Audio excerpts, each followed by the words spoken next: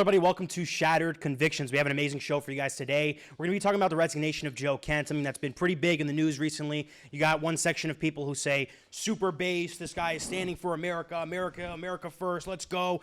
And you have another section calling him anti-Semitic, probably the worst person on the planet. And I guess we're going to sit here, we're going to figure out what's true, what's not true, go through his statements that he made on Tucker Carlson, his resignation letter that Donald Trump had a big reaction to, which you guys are going to love. Stay in there. How are you doing today? Doing pretty good. Not too bad. How about yourself? Doing good. You know, news has been pretty heavy recently, but I think, nice day, as you could tell, in Newark, New Jersey. Beautiful, sunny day. I mean, it was. Now it's kind of rainy, but gloomy. It looks like we're in the UK. Yeah, kind of. But yeah, so Joe Kent, man. Yeah, Joe Kent. I mean, you probably know who Joe Kent is already. Wait. Before we start, can I just say it's quite an achievement to dethrone Tucker Carlson and Miss Rachel for the biggest anti-Semite. Yeah, Tucker Carlson, I get it. Miss Rachel, though, she's an evil anti-Semite. Right, like she steps in a room and instantly everyone knocks out. It's just Hamas is everywhere. You know what I mean? Like, she spreads her tendrils, and it takes a lot to dethrone her. She's actually controlling the United States. I don't know if you know. I did not know that. That's crazy. 96% of all congressmen are paid by Miss Rachel. Really? Did you know that? That's a real stat. I did not know that. Directly. Rachel Peck. No, but we're going to be talking about Joe Kent. I have this quote. I think it's easier if I just read to you what he said in his actual statements. Shoot. So his reason on resigning, I have it segmented here because it was a pretty long quote here. He said, after much reflection, I have decided to resign from my position as director of National Counterterrorism Center, which again, even just like his title itself, someone like that stepping down from your administration, especially when you're in a war with Iran, I mean, like D1 terrorist state, like Oklahoma City levels, like these people, I mean, you don't want that happening. That's a bad look for you. So, right. Especially since like he was a Trump appointee on top of it. Exactly. He was a big Trump guy. He was a Trump loyalist. Right. He continues. He says, I cannot in good conscience support the ongoing war in Iran. On Israel's influence, he said, Iran posed no imminent threat to our nation, but it's clear that we started this war due to pressure from Israel and its powerful American lobby. Now, this is what he's getting a lot of hate for being anti-Semitic. Now, if you go off like the IHRA definition of anti-Semitism, which is a very broad net that it's a definition used, in my opinion, to attack and silence people for criticizing Israel, particularly because it has certain things in there. Like if you akin the Israeli state to a Nazi-like regime, that's like defined anti-Semitism, even though I thought we're in America, we're allowed to make analogies. I don't think that's that big of a deal. Agreed. But on top of that, too, if you talk about Israeli influence, and again, Israeli influence, not Jewish influence, Israeli influence in our government, in our politics, and if you look at how it's even came out, I mean, if you look at the war, Marco Rubio came out and explicitly said the imminent threat that we were responding to was Israel attacking Iran and Iran responding and attacking America. Right. So if they can't even hold Israel down. Which kind of happened. That is exactly what happened. And if we're not even able to hold Israel down and say, hey, you need to stop doing what you're doing, and instead of just telling them straight up, you can't do this, we have to go with their policy and kind of play with them. It's like, who's really the client state here? Who's the one in charge? Agreed. So it adds big questions like that. And then on the strategic... dude, Epstein got so much dirt on us. It's crazy. Yeah, dude. And I definitely don't think that's a nothing burger or people saying that's a conspiracy. They'll even go and say that you're anti-Semitic for saying that. Right, but it's just like, look at the way our country moves. You know what I mean? Especially, like you said, like, we make the joke all the time, but like Israel says jump, we say how high. Like there has to be a reason for that besides just allyship. We don't do that for any other allies. So I don't know. In my opinion, maybe I'm just a conspiracy theorist, but like it's giving me like sting operation kind of vibes. Oh, totally. And it reminds me too of like a dialogue tree argument a lot of people make where they go, well, Israel is not the most influential lobby if you look at how much they spend. Which is true. I mean, they don't spend as much as any other. Well, they spend more than certain lobbies, but they're not the highest spender. Right. Even like country lobby, like I'm pretty sure Qatar spends more money. But you have to look at the actual outcome, right? What are the actual policies that are getting enacted? And if you're telling me that they have no influence, yet all of our policies align with theirs, and we literally go to war to stop them from attacking. Right.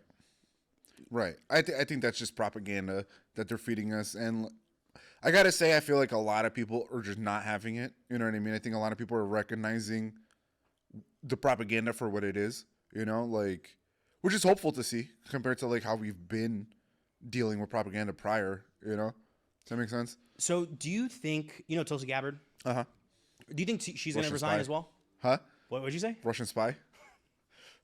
You think she's a Russian spy? I don't know. Probably. Like, if people are selling out for 7,000 from APAC, what would they do from like 100,000 from Russia? You know, like, there's a possibility. I don't want to say yes or no because nothing's really been proven.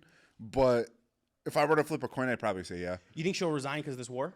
Probably not. Probably not. No. A lot of people were discussing that, like, oh, maybe she'll resign, maybe she won't, because I mean, just like all these politicians, they lie constantly. It's like when they're opening their mouths, they're lying. And she's gone on the record multiple times saying she's anti-war, saying that this would be, but detrimental to our country. But like, if she's gonna resign for that, shouldn't like half the administration because they all.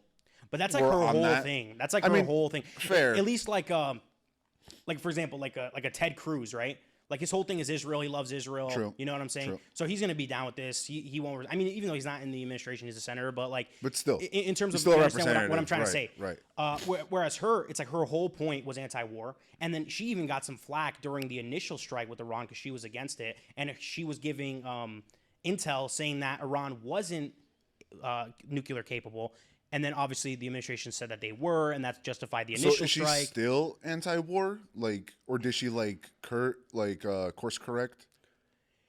What I saw from her, I don't think she's been like on the record saying this is like a pillar for democracy, even the regular spiel that we normally give. I know that she was like being asked very hard questions in a certain interview, and then she was just like objectively not answering the question someone was asking her, so she was kind of like the playbook, the playbook. So. Who knows? I would probably say she is, because at the end of the day, if you have any ounce of integrity, you wouldn't be in this administration, or you would have left the administration when they showed their true colors. So ultimately, I think Joe Kent, we give him 10 great stars. I mean, whatever, politics aside, he probably has political disagreements. At least just on this specific situation, gold stars. Yeah, because if we agree on everything, if we disagree on everything, but the one thing we agree on is we're America first and we're trying to make America better, right? Then or at least we're on the same level playing field, right? It's like, we have the same goal. We just need to figure out how to get there. That's like the classical. It's more like we got to worry about like more the semantic thing, but the core is still there.